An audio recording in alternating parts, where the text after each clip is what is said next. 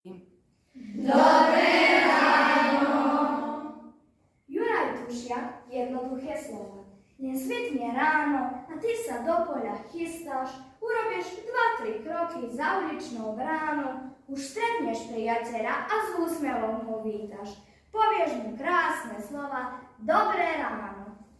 Nájdeš sa kamsi ulicou a v duši ti je pekne. Keď stretneš poštára či známeho len, znovu sa usmeješ a krásne slova riekneš, dobrý deň. Aj keď je zima treskúca, ulica v Pumerici je pekné na posedení spriadať rozprávky večné. Do susedovej kuchyne vúkneš tak uzimený a rúžolíci a povieš dobrý večer.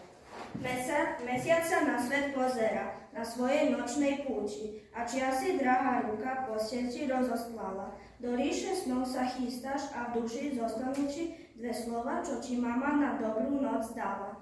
Je ešte jedno prekrásne slovo, aj v ňom je láska obsažená. Cítiš ho v srdci, pohľadiť teplom priateľovom, keď pri rozlúčke povie ti to pekné, dovidenia.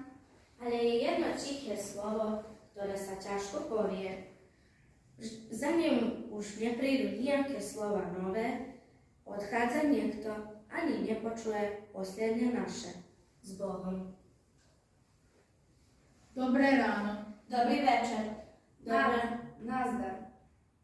Ahoj. Čau. Nazdar. Ahoj. Dobrú noc. Dobrý deň. S Bohom. Dobrý deň.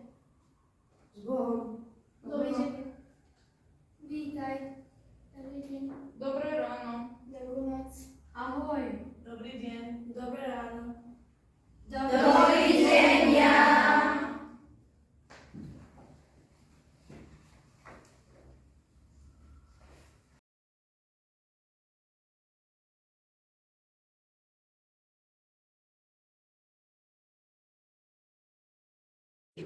Slovenské pozdraví.